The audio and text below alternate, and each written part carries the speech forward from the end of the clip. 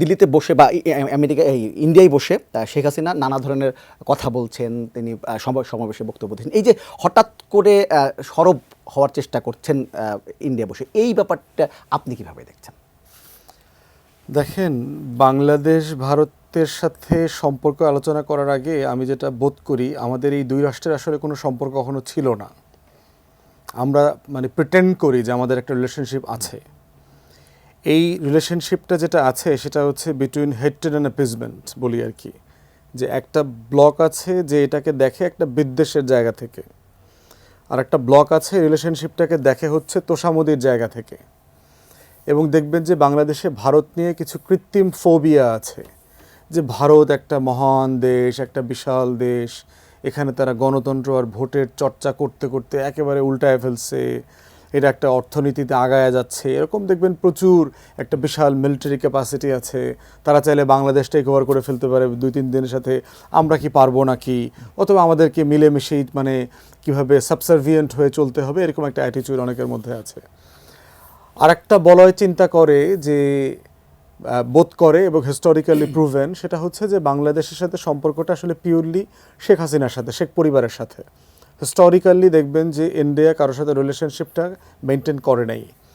রিলেশনশিপের বড় মোটা দাগটা দেখেন যে 60-এর দশক থেকে আমরা দেখেছি শেখ মুজিবের সাথে একটা গোপন সম্পর্ক ভারতের ছিল। আগরতলায় গিয়ে বৈঠক টৈঠক করা, যুদ্ধের আগে পরে সেগুলো দেখেছি, প্রবাসী সরকার করা। যুদ্ধের সময় কিন্তু মুক্তিযোদ্ধা এবং যারা যুদ্ধকে অর্গানাইজ করবেন তাদের ভিতর একটা বিতর্ক ছিল যে আমরা প্রবাসী সরকারটা কোথায় করব।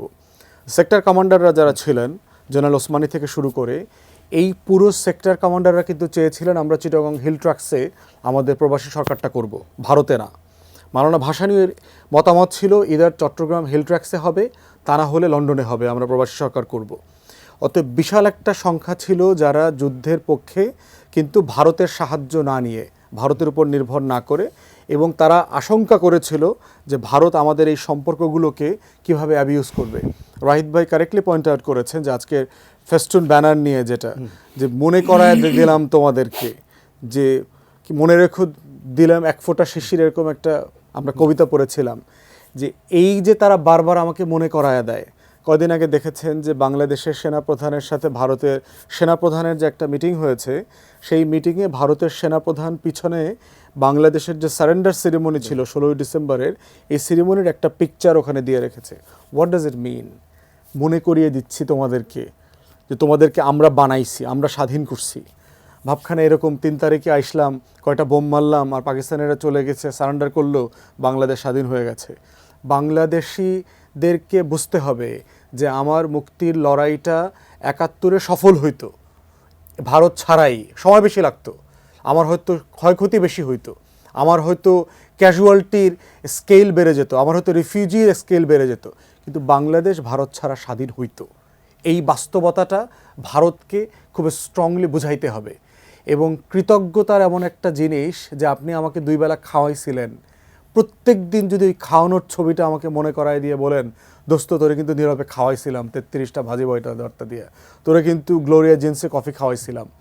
এটা একটা অসভ্য অভদ্র আচরণ যেভাবে আমাদের পার্সোনাল লাইফে আমরা বলি, ঠিক ভারতের জায়গা থেকেও ওই ছবিটা হচ্ছে জাতি হিসাবে সে যে এখনও ম্যাচিওর হয় নাই, সে যে এখনও 2024 সালে একটা রাষ্ট্র হয়ে ওঠে নাই, সে তো রাষ্ট্রই হয় নাই, সে রিজিওনাল সুপার পাওয়ার মনে করে নিজেকে, সিকিউরিটি কাউন্সিলের মেম্বার হইতে চায়, গ্লোবাল সুপার পাওয়ার হইতে চায়, কিন্তু সে নিজে এখনও রাষ্ট্র না, সে মনে করায় দিচ্ছে আমাকে ছবি দিয়ে। তো সেই বাস্তবতায় ভারতকে, বাংলাদেশকে বুঝতে হবে যে আমার সম্পর্কটা আসলে আমরা এখন আছি কোথায়, আমরা কোথায় আছি এটা পরিষ্কার থাকলে সম্পর্কটা ফরওয়ার্ড করা যাবে। মাঠের অলরাউন্ডার আমি, আর ঘরের all rounder Tylox. Tylox toilet cleaner, clean মানেই টাইলক্স। এরপরের আলোচনা হচ্ছে যে সম্পর্কের জায়গাগুলো কোথায় কোথায়। ভারতকে স্বীকার করতে হবে যে তার 77 বছরের ফরেন পলিসি ডিজাস্টারের একটা বড় অংশ হচ্ছে বাংলাদেশ। 24 সালের গণ অভ্যুত্থানে আমাকে কেউ সাহায্য করে নাই, পশ্চিমারাও করে নাই, ভারতও চেষ্টা করেও পারে নাই। যুদ্ধে কেন আমরা সফল হইতাম এটার প্রমাণ হলো 24। সারা দুনিয়ার বিপক্ষে শুধু জনগণ ঐক্যবদ্ধ হয়ে লড়াই করে এই দেশটাকে নতুন করে আবার মালিকানাটা ক্লেম করেছে। অতএব এটাই প্রমাণ যে 71-এ ভারত ছাড়াও আমি দেশ স্বাধীন করতে পারতাম। তো সেই জায়গাতে আমাদের সম্পর্কের জায়গাটা বুঝতে হবে যে ভারত কি আসলে শেখ হাসিনার সাথে, শেখ পরিবারের সাথে, আওয়ামী লীগের সাথে সম্পর্ক করতে চায়, জাতীয় পার্টির মতো একটা বিশুদ্ধ ভারতীয় দালাল রাজনৈতিক দল তৈরি করতে চায়, 14 দলীয় জোটের মতো একটা গ্যাং কার্টেল তৈরি করতে চায়, না বাংলাদেশ রাষ্ট্রের সাথে সম্পর্ক করতে চায়? এবং কি পরিমাণ ডাইকটমি আছে রিলেশনশিপে দেখেন যে গতকালকে বিক্রম মিশ্র যখন দেশে আসছে একই দিন সে হাসিনাকে অ্যালাউ করছে যুক্তরাজ্যে আওয়ামী লীগের মিটিংয়ে বক্তব্য দেওয়ার জন্য, এবং ইনসাইটেড স্টেটমেন্ট, প্রচুর ইনসাইটমেন্ট করেছে এখানে, অন্তর্বর্তীকালীন সরকারকে হেয় করা, আন্ডারমাইন করা, বিচার করা, মিথ্যাচার, হাবিজাবি অনেক কিছু বলেছে। তাহলে আপনি একসাথে বলছেন যে আমার সাথে সম্পর্ক আপনি এগিয়ে নিতে চান, কিন্তু আপনি এমন এমন কাজ করছেন যেই কাজগুলো প্রমাণ করে যে আসলে আপনি সম্পর্ক এগিয়ে নিতে চান না। আপনি দিল্লি কলকাতার কনসুলেট অফিসে আমার যে হস্টাইল প্রোটেস্ট হইল, আপনি সিরিয়াস মেজার নেন নাই বলেই তো আগরতলাতে ঘটনা ঘটেছে। যে ভিডিও ফুটেজ দেখলাম, পুলিশকে খুব রিল্যাক্টেন্ট মনে হয়েছে, খুব সিরিয়াস না, তারা কোনো রকমভাবে এই প্রোটেস্টটাকে হ্যান্ডেল করতে চায় নাই। কোনো পুলিশকে সাসপেন্ড করা হয়েছে বলে আমি এখনও জানি না। এটা করেন নাই বলেই দিল্লিতে আবার বিজেপির যে ফ্যাসিস্ট হিন্দুত্ববাদী যে কার্টেল আছে, এই কার্টেলগুলো আজকের আবার একটা হস্টাইল প্রোটেস্ট করেছে। এগুলো করবার মধ্য দিয়ে যেটা দেখতে পাচ্ছি, প্লাস সোশ্যাল মিডিয়া, যে 49টা আউটলেট 13টা বিষয়ে পারসিস্টেন্টলি প্রপাগান্ডা করে যাচ্ছে। তো এগুলো করতে আপনি অ্যালাউ করছেন মানেটা কি?